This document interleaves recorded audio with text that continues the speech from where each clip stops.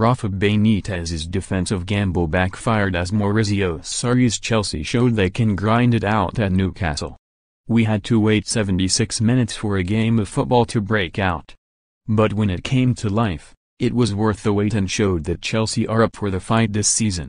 It was a memorable crescendo with a controversial penalty, outrageous elbow and an own goal all squeezed into a grandstand finish. Ultimately, justice was done because only one team came to win the game while the other was happy to sit back and try to grind out a draw. Chelsea boss Maurizio Sarri's self-styled Sarri ball was a lot more entertaining than Rafa Benitez's tactics, which seemed to be largely based on boring the life out of everyone.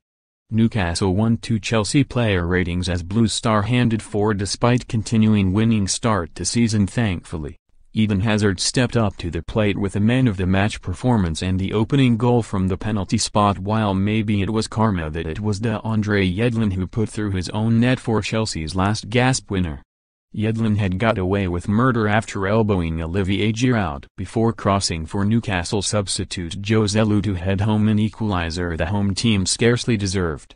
Benitez got hammered last season for shutting up shop against Manchester City with the sole intention of trying to concede as few goals as possible to protect their goal difference rather than try to win the game.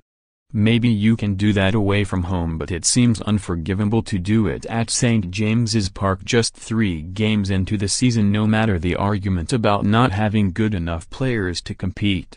Incredibly, Chelsea had 81% possession and Newcastle did their best to kick Hazard off the pitch with little protection from referee Paul Tierney. What will encourage Sarri is that his team are joint top after 3 straight wins. Hazard is looking good and the new manager's fast, slick possession football is already taking shape. Marcos Alonso bombed forward from left back. Jorginho was excellent in midfield, and if only they could sort out Alvaro Morata, then we might be talking about title contenders rather than top 4 hopefuls.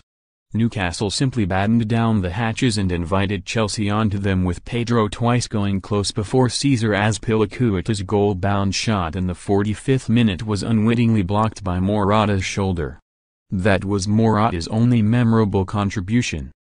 As the second half wore on, Chelsea pressed further and Newcastle sat deeper, with Antonio Rudiger smashing the crossbar from 35 yards and Azpilicueta forcing a fine save from home keeper Martin Dubravka.